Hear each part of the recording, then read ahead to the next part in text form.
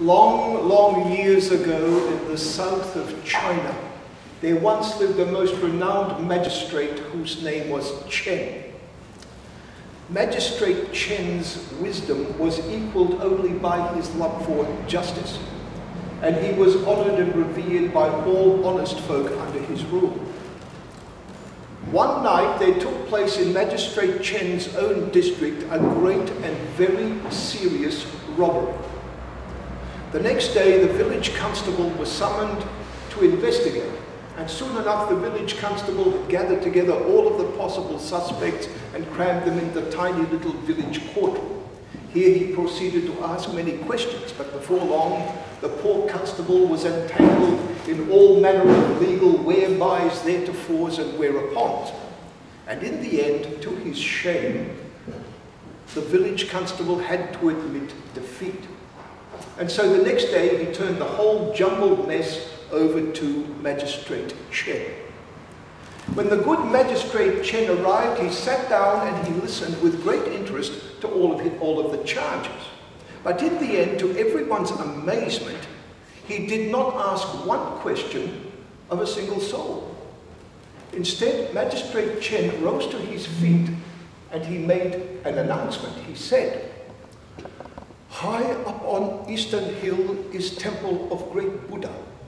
Within is old sacred bronze bell. Soon this old bell reveal to us who is robber." And so he instructed the village constable and his men to journey to the temple and to take the bell and bring it down to the little village courtroom. When the bell arrived, Magistrate Chen had the men erect 4 stout wooden posts at each quarter around the bell, east, south, west, and north. When this was done, they placed a large blue cotton canopy above the whole structure, and the bell was placed on top of the posts. The night before the trial, Magistrate Chen cleared the courtroom. Then he went and set 4 stout wooden fire pots at each quarter, and he set them alight, and he meditated until the flames had died away. When this was done, Magistrate Chen lowered the blue cotton canopy so that the sacred old bell was hidden completely within its folds, and he went home to bed. The next morning, villagers thronged into the tiny little courtroom to hear Magistrate Chen's verdict, for his judgments were legendary. And soon the suspects were brought in, and Magistrate Chen faced the suspects and he said, "Old bronze bell from Temple of Great Buddha have power of great divination. It have power of divination beyond man and magistrate. 10,000 innocent hands may rub bell. No sound shall be heard. But let one thief touch its holy sides, and a clear peal shall ring out his guilt for all the world to hear. In a few moments, I ask each of you to go to sacred bronze bell, place hand under blue cotton canopy, and rub sacred bell." And so Magistrate Chen went over to the old bell, he meditated, and then he gave the village constable the sign to release the suspect. Suspect after suspect came forth, he placed his hand under the blue cotton canopy, rubbed the sacred bell, and went on.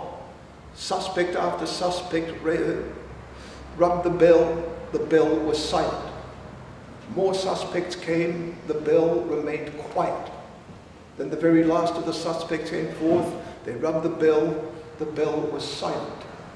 And soon the very last suspect came on, he placed his hand under the cotton canopy, he rubbed the bell, and he too passed the test. Ah, my friends, the disappointment, the sadness in that little courtroom, for you see, the people now truly believed in their heart of hearts that their old sacred bronze bell had failed. And in that moment, Magistrate Chen went to one of the suspects and he said, "Here is the thief we look for." The poor bewildered accused, he said, but honorable worthiness, I rub bells same as everybody else. There hand make no sound? Mine same. How you can accuse so unjustly? Someone in the crowd said, he's right. Over here, injustice. Over there, outrage. And in the next moment, the courtroom is plunged into pandemonium. Magistrate Chen raises his hand for silence. He then gives the sign to the village constable. He says, "Constable, please remove blue cotton canopy from sacred bell." And as soon as this is done, there is a gasp throughout the courtroom, for now the people begin to comprehend the depth of Magistrate Chen's wisdom. For you see, my friends, this old sacred bronze bell that had once gleamed so brightly, it is now completely covered in thick, rich black soot from Magistrate Chen's firepots, all except for the rim where innocent hands have rubbed.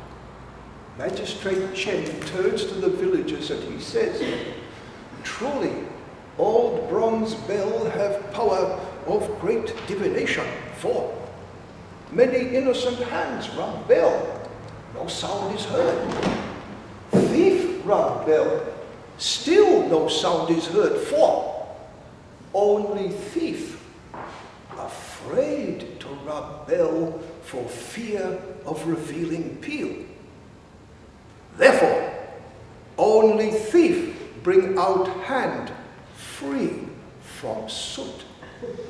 And every eye in the courtroom is now fixed on the thief's shamefully clean hand. And so it was, my friends, that the sacred old bell remained a magic bell. And in the eyes of his people, Magistrate Chen was still a great magician.